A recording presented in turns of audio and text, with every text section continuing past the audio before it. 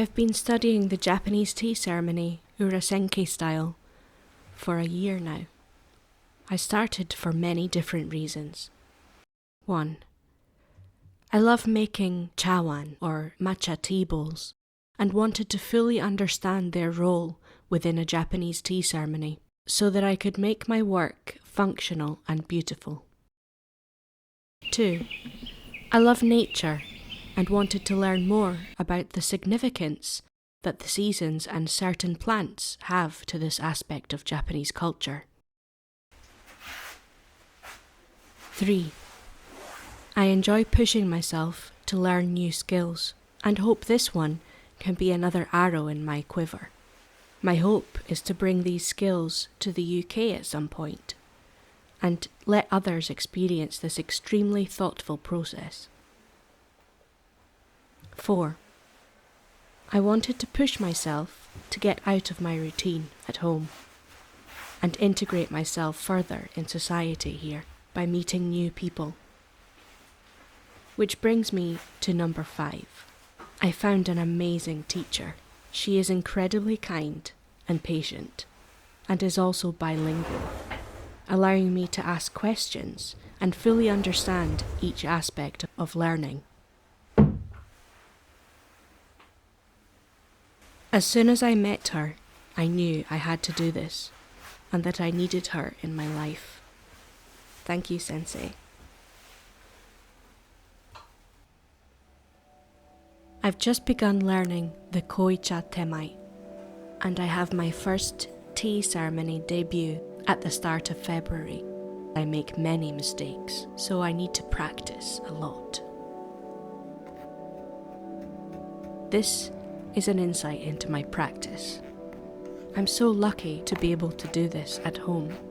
When you attend a tea ceremony, usually there is no talking apart from the set questions about the utensils and introductions or thank yous, all said at specific moments in the process. This means everyone is present as they don't want to miss their cue.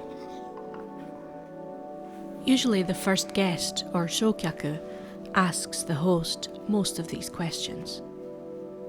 The language used in the tea ceremony is extremely formal Japanese. This aspect of learning has been very hard for me, but I do my best.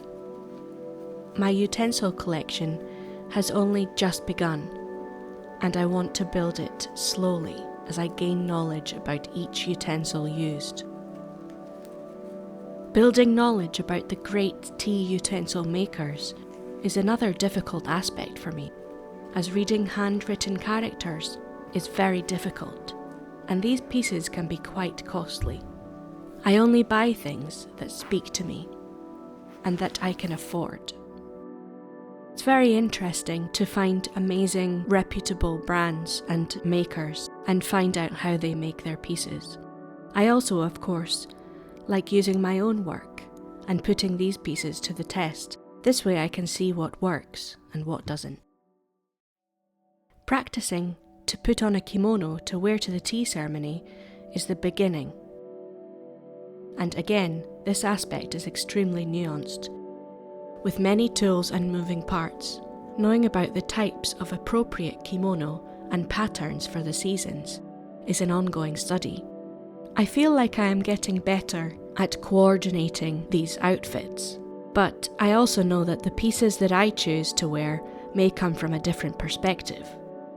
As a former textile and fashion designer, I pay attention to colorways and contrasting textures. Finding affordable kimonos that fit can be an added challenge.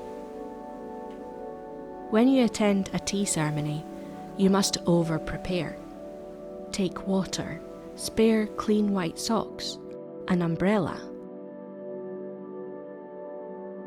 In my tea ceremony bag, I bring my fukusa, kobukusa, kaishi papers, sweet fork. Folded in my kaishi papers is a tissue. A special wet tissue is tucked into my obi in a waterproof packet for cleaning the tea bowl after koicha. Tucked into the bottom of my obi is a white handkerchief for eating kaiseki ryori, the meal served during the tea ceremony, and this is used to lay over your kimono. Also, a hand towel for drying my hands after cleansing at the tsukabai, which is a pot of water and a ladle placed outside the tea room, where you cleanse your hands and mouth before entering the room. In my kaishi is also a food bag, in case I can't finish the food served. All food must be cleared from the plates, and the plates must be wiped clean before returning to the host. And of course, you need a fan to enter the room, appreciate utensils, and greet other attendees. All of these belongings must be wrapped in a furoshiki and left in the waiting room when not in use. You can see how even preparing to go to a tea ceremony can take a lot of time and effort. But believe me, hosting one is much more effort and can take days to prepare. Thank you so much once again to my sensei for hosting such beautiful tea ceremonies. Her cooking is amazing, and everything down to the tiny details is so well prepared and thought out. She makes everything such a personal experience. It all makes me feel incredibly special and grateful every time we practice. I leave the tea room challenged, but thankful.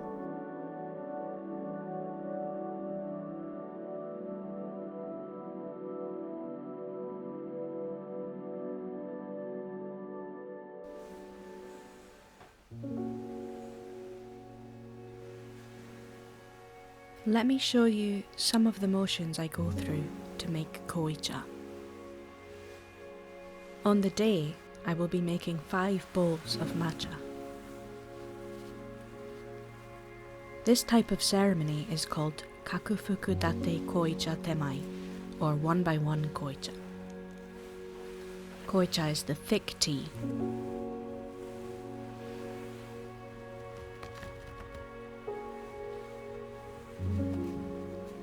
There are over 100 actions that I have to complete in a very specific way, seamlessly from one action to the next without hesitation.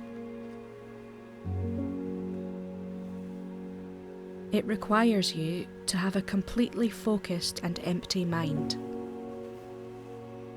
If you bring other thoughts or worries into your routine, you lose your way. Before the tea can be made, each utensil is treated with respect and cleansed with the fukusa and chakin. Each movement is performed smoothly and slowly. If a mistake is made, you correct it calmly, but basically you try not to make any. Filming this allowed me to see where I was making mistakes, and I make sure to concentrate on correcting them the next time.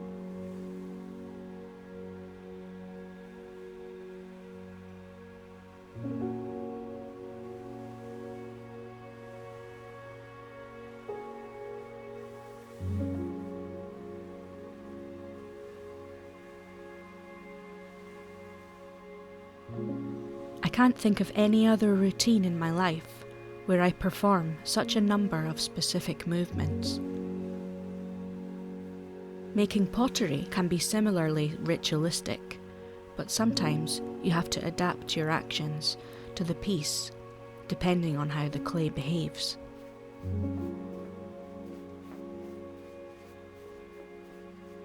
It can be daunting for me to decide to dedicate all my focus on practicing this, as I have so many other things that I feel that I have to do. I often feel overwhelmed about tasks or duties I have to perform. But when I'm feeling like this, it indicates to me that I really need these moments of complete focus. It also takes my mind off of emotions I may be feeling about things happening around me.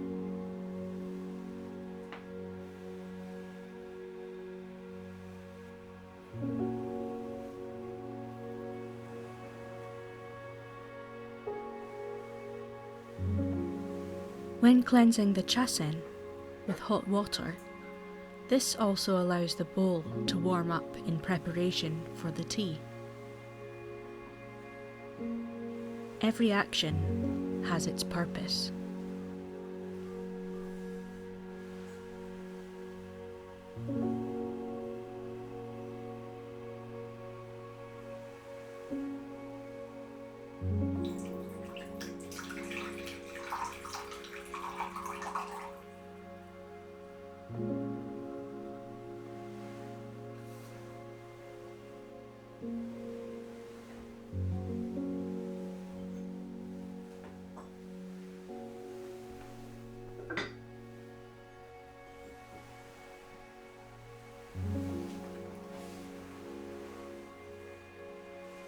The last utensil to cleanse is the tea bowl. This is where all of this started for me.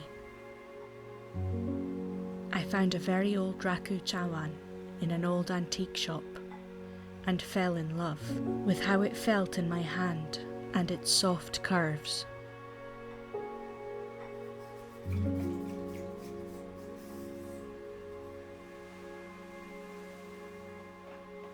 I started to practice making tea bowls. In the beginning, my bowls were clumpy and heavy. And as I learned what I wanted from a tea bowl when holding and using one, I adapt my making process to fit my needs. For me, I love the feeling of natural textures and organic forms in my hand. The drinking experience becomes even more sensory. I like to use larger bowls in general, so that my whole face is enveloped in the warmth and aroma from the tea when I take a sip.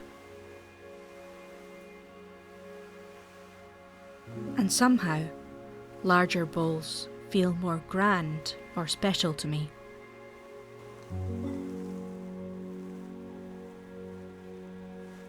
I don't like bowls that are too heavy and feel cumbersome to turn in the hand. I prefer the lip of the tea bowl to be quite thin and smooth, so that it fits delicately into the corners of my mouth. This also makes thick tea easier to drink.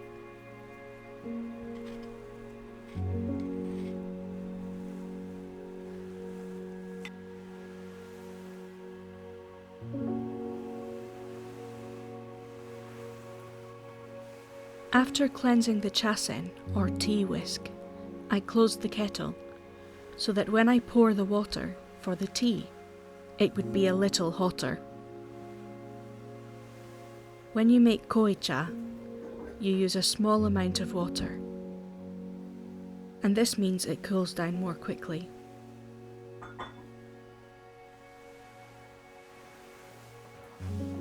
If you want to try koicha at home, you need 3.1 grams of tea and 50 millilitres of hot water.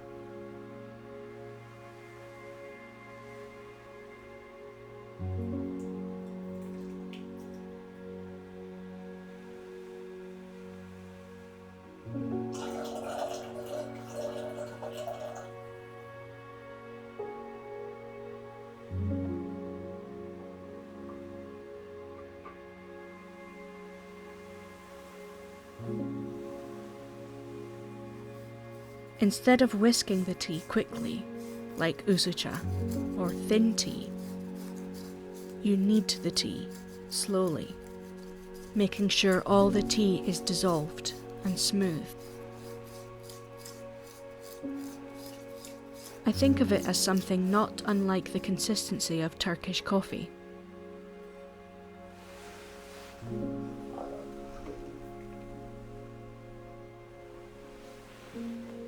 The aim is to get all of the tea from the side of the bowl by pushing it down with the whisk into the middle. I try not to drink too much of this in one day, as I don't sleep that night, but it definitely feels like a treat when I do have it. Make sure to eat something before having this. Usually tea sweets are served just before the tea.